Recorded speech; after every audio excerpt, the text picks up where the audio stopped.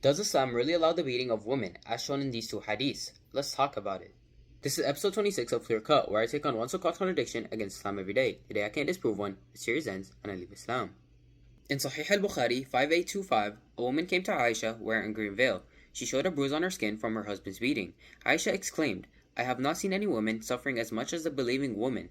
Look, her skin is greener than her clothes."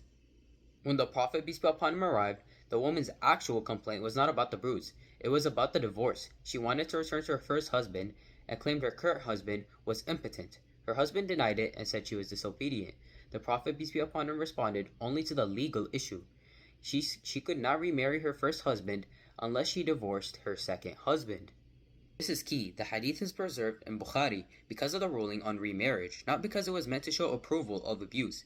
In fact, the only reason we know she was beaten is because Aisha, horrified, pointed it out.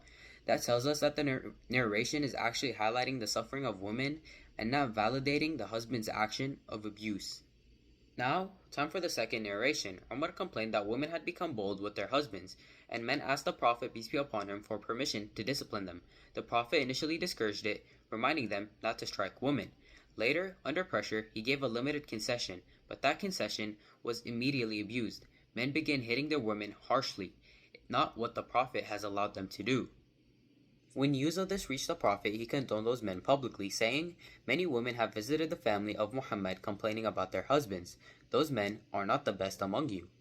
So, the fuller picture is clear. The Prophet's default teaching was against hitting. In a society where it was already common, he tried to regulate it, setting limits, discouraging it, and finally denouncing those who went too far.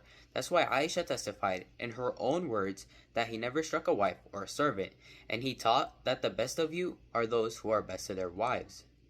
So, what do you think? This has been episode 26, and another so-called contradiction has been dismantled.